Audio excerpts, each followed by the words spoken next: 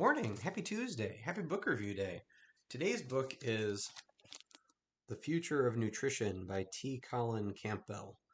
And this is a pretty dense book, considering it's only 280 pages long or so. There's probably another 20 or 30 pages of references. But I love books like this, where it challenges assumptions. If you've watched any of my other reviews, you know that is a common thing, whether it was the one on intelligence or the hidden life of trees, or I love books like that, and this is one of those books. So if you don't know who he is, Thomas Colin Campbell also wrote the China Study in 2005. And if you don't know what the China Study is, the China Study was a really important book that really compared the Western diet to the Eastern diet in simple form. They looked at people in China and their meat consumption. They investigated their diet, and one of the things they noticed was the dramatic lack of meat and meat protein from their diet. In fact, in the areas of the country that eat the most meat, they eat about 10% of what the United States and most Western countries do. And also, a lot of their diseases are lesser, and their instances of cancer are dramatically decreased. And so they looked essentially at that diet to kind of figure out why and um, iron out those correlations. So anyway, that was a book came out in 2005. It's been talked about a lot. So there's a very condensed version of it in here. This book is not that. This book, and it's very nice, it sets out this little mission statement right here. It sets out to do three things. One, address why the institutional emphasis on individual nutrients as a means to explain nutrition has had catastrophic consequences. Two, why mainstream food and nutrient recommendations and public policy favor corporate interests over that of personal and planetary health. And three, how we can ensure that public nutrition literacy can prevent and treat personal illness more effectively and economically. And it really does that very neatly. There's three sections in the book. The first one addresses the first part, which is, we become very obsessed on individual nutrients and going like, ooh, I need potassium, so I'll eat this for potassium. Or, I'll take a pill that gives me more potassium.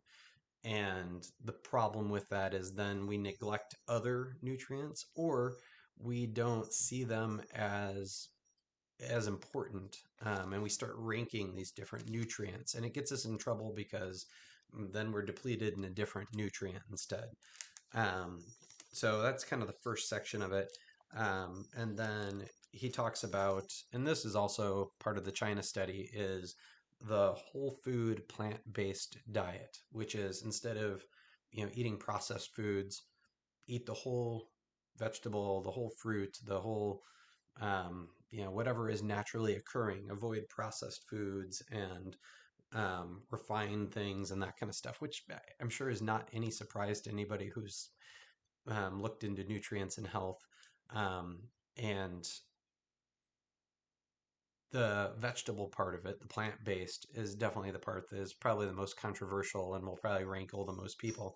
But it's interesting. Campbell goes through and he talks about growing up on a dairy farm, and eating meat and eating dairy products and all this stuff. And it's not until he really starts doing some of his early research, because I think he's got a PhD in nutrition, biochemistry, microbiology. He's very well learned and practiced in those areas. But anyway, it's not until he starts doing a lot of that research and finding these correlations to disease that he then decides to be 99% vegetarian. And he decides to avoid the label of vegan and some of those other things. And he talks about why. But one of my favorite chapters is this one, which is myths and debates and diversions.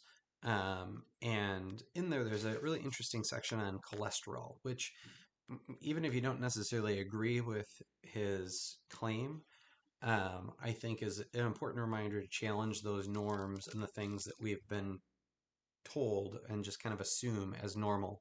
So he looks at cholesterol and he says, our cholesterol levels, what we deem as normal and good cholesterol and bad cholesterol, are all based on a meat diet.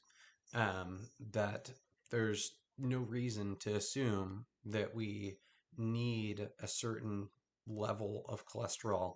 And in fact, if you look at people who eat plant-based diets, their cholesterol levels are alarmingly low, and yet they don't have side effects from that.